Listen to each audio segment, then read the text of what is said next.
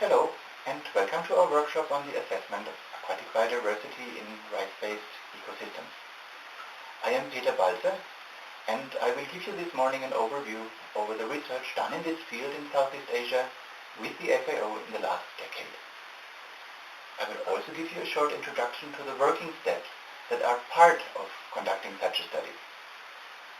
Unfortunately, I cannot be with you this morning in person, but provided the internet connection is up to speed, I will attend this session online and answer any questions you might have. So, let's get started.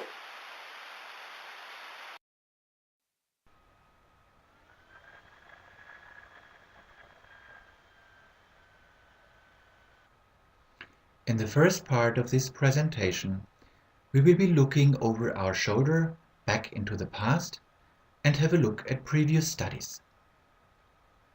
We will take a more detailed look into what has been done in Cambodia, and finally, we will try to shed some light on why these studies were so successful. As you may know, a series of 4 studies had been conducted in 4 countries in continental Southeast Asia: Cambodia, China, Laos and Vietnam. Those studies looked at that part of the aquatic biodiversity that was available to and utilized by the local people. We did, in that moment, not collect quantitative data. We just collected information on what was available and not, in any great detail, how much of it.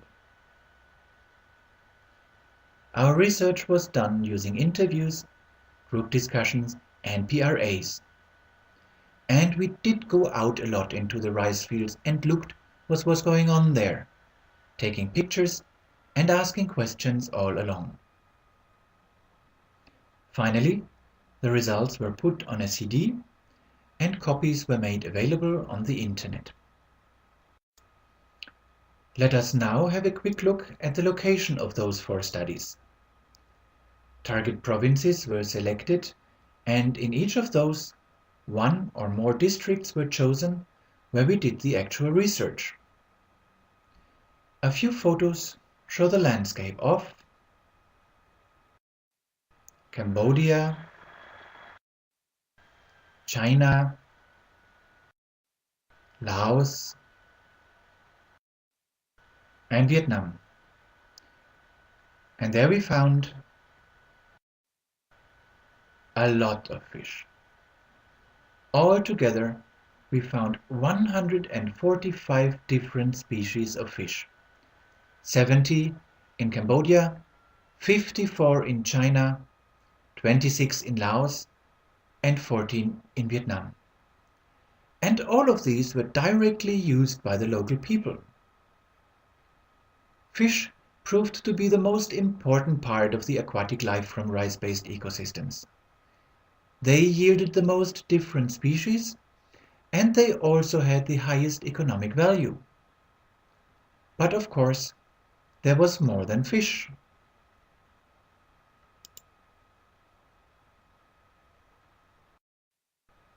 There were amphibians, mostly frogs. There were a number of different crustaceans, crabs and shrimps. There were mollusks, snails and mussels. There were reptiles, snakes, skinks and turtles, and there was a number of aquatic and semi-aquatic plants that were collected from rice-based ecosystems, mostly for food, but also as medicines. This table gives an overview over the number of species from each group that have been found in the 4 countries. There may be far more species available in the rice fields of those countries, but those species were the ones people used directly, mainly for food. Most of the fish caught were eaten fresh, boiled, grilled or fried alongside rice. If ever people caught more fish than they could eat right away, they preserved the surplus in a variety of ways, depending on local knowledge and preference. And those preserved fish would then also be available in local markets where we could take pictures. So, fish may be dried, as it is done with sea fish here in the Philippines. They may be smoked, salted, fermented in various ways.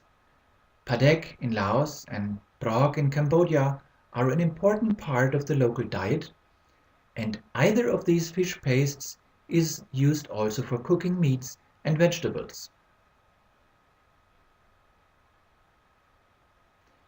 And finally, mostly for use as medicine, they may be preserved in alcohol, which in turn is drunk as a tonic, mostly to give a man back his strength.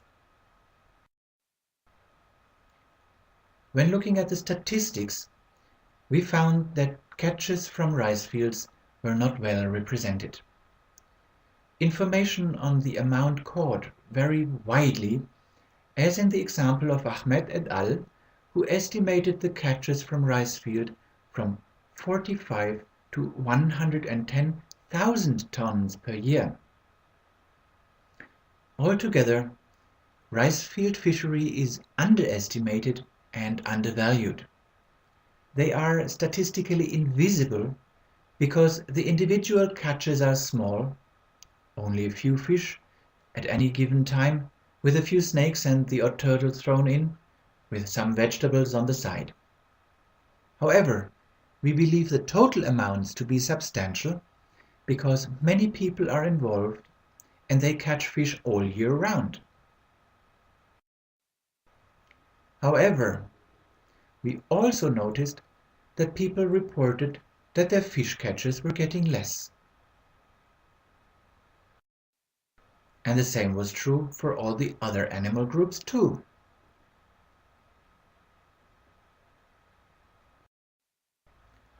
But then, the number of households involved in fishing was rising steadily. And if more people share the same number of fish, there is less for everyone to go around. But then we did some calculations and we found that fish catches were in fact growing for some time, but then had started to decline.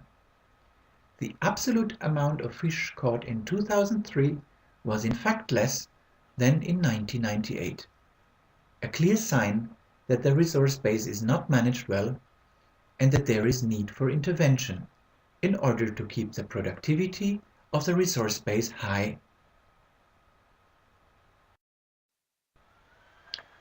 Let us now take a closer look at the Cambodian study. The study was conducted in central Cambodia, and you can see here a satellite picture of the area during the dry season. In the west, you can see part of the Tonle Sap, and in the east, a bit of the Mekong River. The picture changes dramatically in the rainy season when large parts of Cambodia become flooded.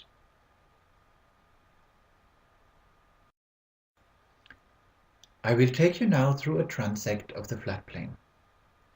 We start in the low hills, naturally covered with either dry or evergreen dipterocarp forest. Next, we come to the settlements with their sugar palms and their fruit trees. Near the villages, the rice fields in an area naturally covered with grasslands. Further towards the lake, shrubs become mixed with the grass, gradually turning to shrubland. This is the area where the deep water rice or floating rice fields can be found.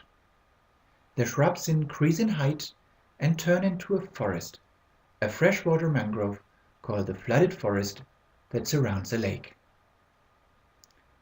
Zooming out, you can see the whole transect. Note the ponds in the floodplain. In these permanent water bodies, many aquatic organisms survive the dry season. When the flood comes, the fish leave these ponds for the flooded forest, where many species lay their eggs. The young fish hatch and feed in the flooded area, including rice fields. In this part, the rice fields are not isolated from the surrounding systems, but they are integral part of the whole Tonle Sap. When the water goes down again, the fish follow the flow of the water into the deeper lakes or through channels and rivers back into the Tonle Sap.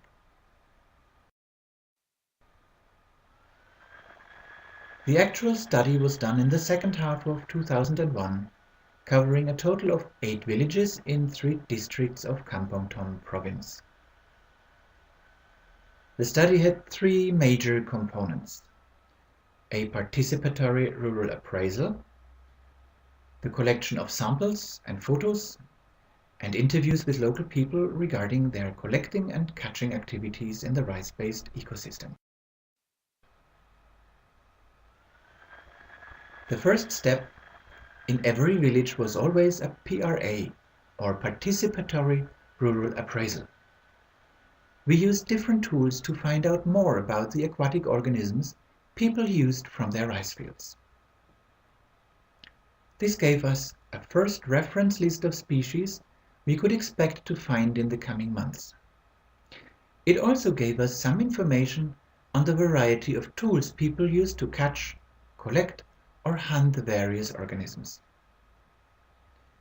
And finally, a PRA is also a good way to introduce yourself to a community. Everyone will know you and what you are going to do in the village in the coming months.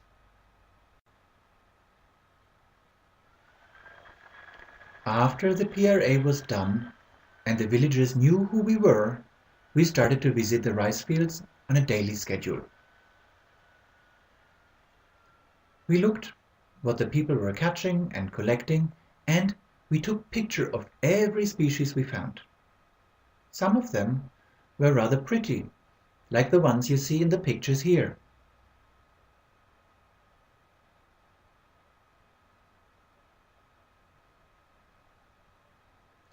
And all the while we were talking with the villagers, asking them loads of questions on the organisms they had just caught or collected.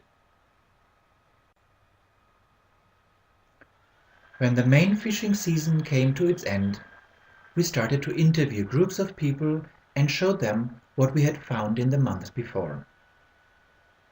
We discussed with them the information we had received to assess its validity. To make sure that we were talking about the same organisms, we used the pictures we had taken as a reference. We then did the write-up of our findings and sent it to Matthias, who took it and spread the word all around. And with that, we come to the question why these studies were so successful. For once, the results were really astonishing. 145 species of fish, 70 in Cambodia alone, used on a daily basis by the local people as a source of food. And all the other organisms too. Crabs, shrimps, snails, snakes, and so on and so forth. That was a lot. And then there was the way it was presented. We did not only take pictures as reference, no, we used them also for publications. Images make people curious. You all know the effect. If someone shows you a table with lots of information in it, well, you will probably look at it, but it does not trigger your curiosity in the same way a picture does. So, pictures are important. And finally, the studies did not disappear in some drawer somewhere and started to collect dust. Matthias took them right away and showed them to many people, presented the findings in conferences, and generally spread the word, with great effect. The most immediate impact was a recommendation formulated by the International Rice Commission. Member countries should promote the sustainable development of aquatic biodiversity in rice-based ecosystems, and policy decisions and management measures should enhance the living aquatic resource base. The important words are promote and enhance. That alone was a huge success.